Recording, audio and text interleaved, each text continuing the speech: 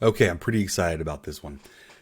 My wife is looking for a job right now, and I've been helping her just a little bit to find people that she needs to make contact with. That's a key strategy in your job search. You can't just send your resume off. You need to start finding the people who are decision makers and making contact with them, reaching out to them individually, because a lot of time they'll never actually see your resume.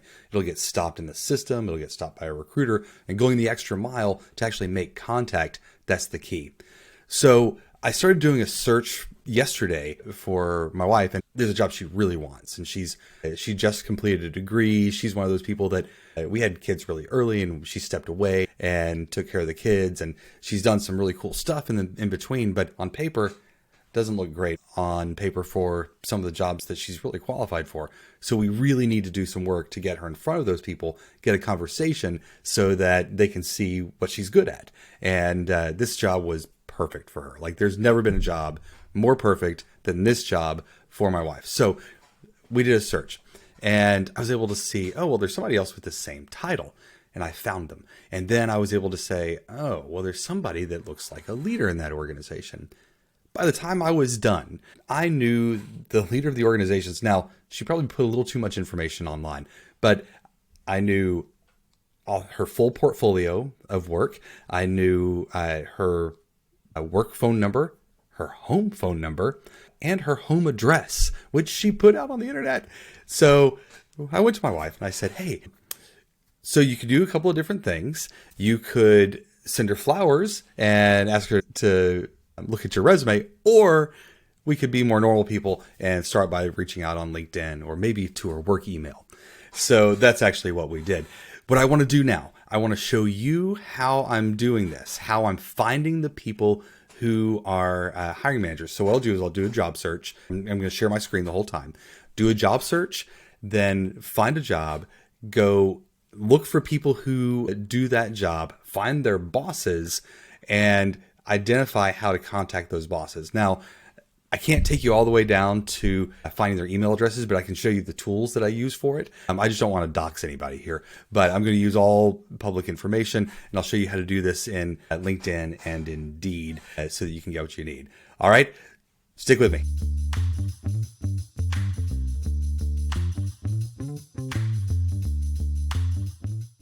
Okay, before we get started, I need your help. YouTube loves interaction.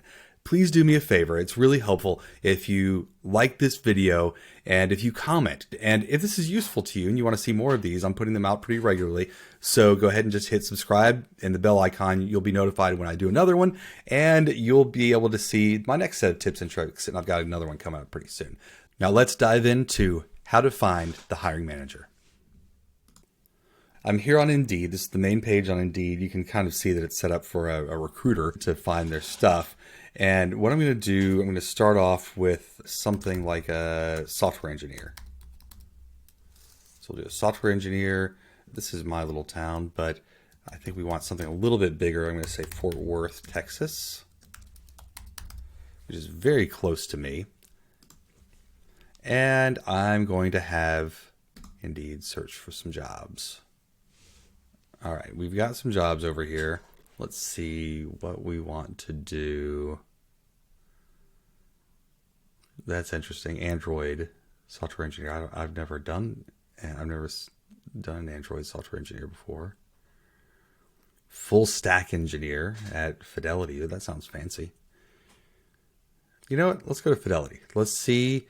Fidelity is actually right around the corner from me here. So we'll do a full stack engineer at Fidelity. So what's interesting is you can kind of read through this as a senior software engineer, enterprise content management, or ECM. ECM. So this looks like a team that this person works in is the ECM team. You will play a lead role in designing, building, and implementing documents. Okay.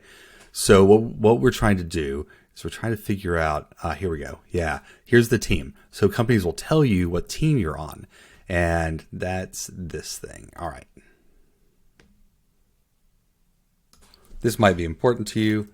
I don't know anything about it, but if you knew more about being full stack engineers, maybe you would know something about that thing. Let me see what else is in here. See if this is the job we want to dive down on. Here's a more basic software engineer. Let's see what that one is.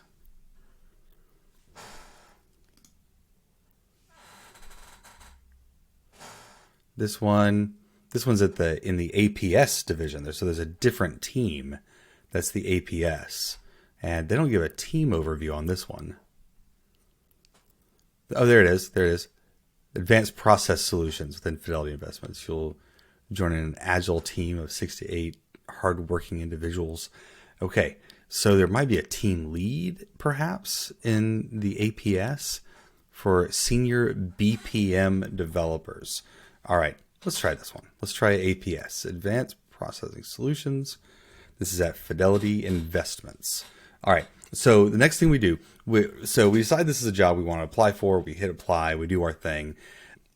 And then the next step is to go into LinkedIn and see if we can find some people who do that job. So it's very simple. You can do a search. I've done a search earlier for Fidelity Investments.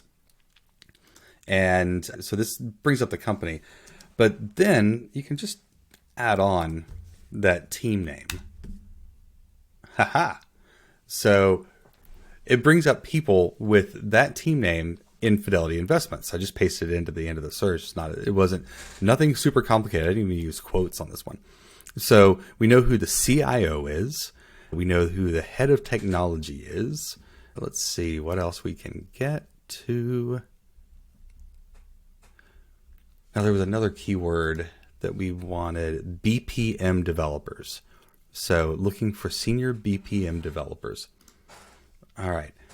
So let's try to add that in.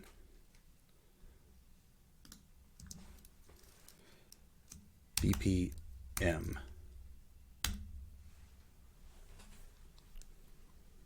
Okay, here we go. We've got some people who are actually doing this job. So this guy, Jayanth, this is the head of compliance, analytics architecture in the BPM group. It's one of the Scrum Masters. Let's see. PM, there we go, a squad leader. Now, remember, these in the job posting, it said you'll work in a squad of 6 to 8. So this is a squad leader. This is the level of position. It's in the right location, and he has the right keywords at Fidelity Investments. This is our guy. This is our guy. Now, we want to try a couple, but I think Dan's our dude that we want to contact. He is. Okay. So I can message Dan. Now, you're not always able to message Dan. Dan may actually leave his contact information. So you can click here. Again, I want to make sure that I'm not sharing anyone's personal information. So I'm not going to do that here. You can look here, and then I'll show you how to look for Dan's work email in just a minute. I won't do the search, but I'll show you where to go in order to do the search. So you've got Dan here, and you can choose to message him directly. Now, if you want to message him, see how it says reactivate premium? I used to have premium. I turned it off. You can't message people that aren't first degree connections. You have to be a first degree connection. Dan knows somebody that I know, so he's a third degree connection. And that means I can't message him unless I have premium. And these are what those premium plans are and how they work. There's a premium career, which is like, I think it's $39.99 on LinkedIn. And then there's a premium business, which is $44.99. The difference is the business one, you get 15 messages, like to random people you don't know. You can do that for 15 people with business, and with career, you can send 5.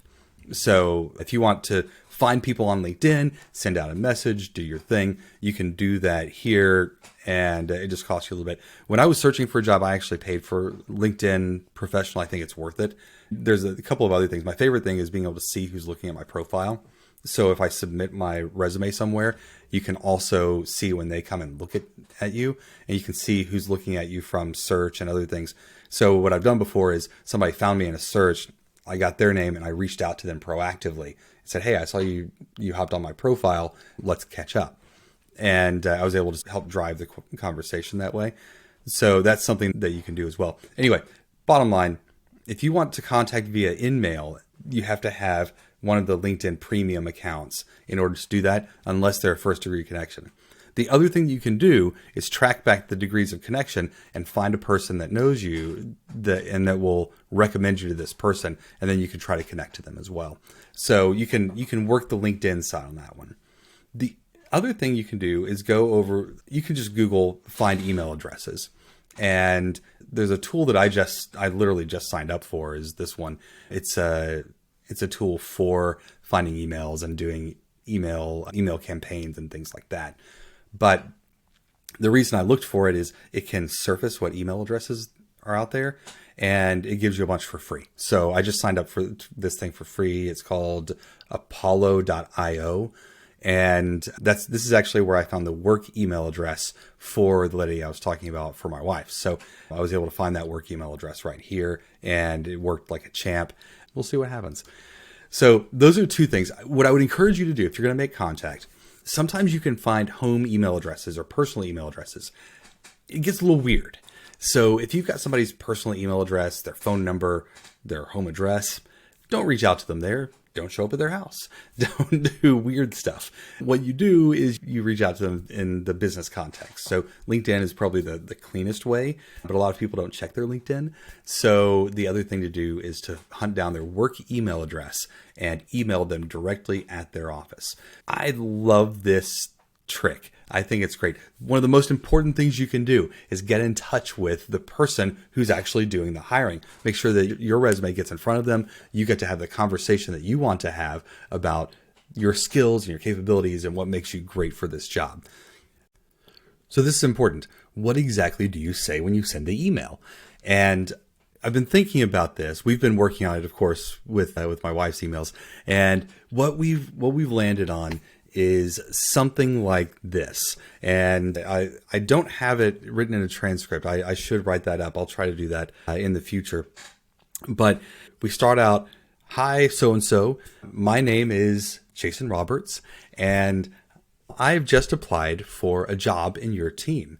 And I'm sorry to bother you out of the blue here, but I'm really, really interested in this role, and I think I'm a great fit.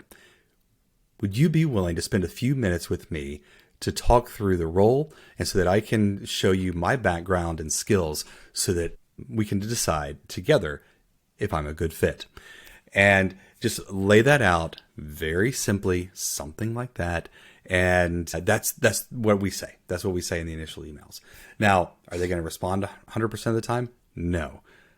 Stick with the business contacts. Do an in-mail and an email. Do both. And reference, say, "Hey, I also sent you an email," but many people don't check their in-mails. Then from the in-mail, say, "Hey, I wanted to send you an in-mail here. By the way, I'm also going to send you an email with the same information." So just let them know that you're not just hounding them, but you're trying a couple of different avenues to reach out to them. And that's okay. People don't get too upset about that. So I want you to use this. I want you to use this trick. Stay tuned for the next time. There's going to be a few more of these coming up. I'm doing a couple of different series. One is on job search strategies, and this is one of those, and we'll continue to release these over time. And another series on the job market as a whole. I'm starting to see a turn in the job market and starting to see things improve a little bit. So that will come out. I'll talk about that when the new Bureau of Labor and Statistics report comes out the first week of the month. So stay tuned. Make sure to subscribe so you can see those when they come out. And I'll see you next time.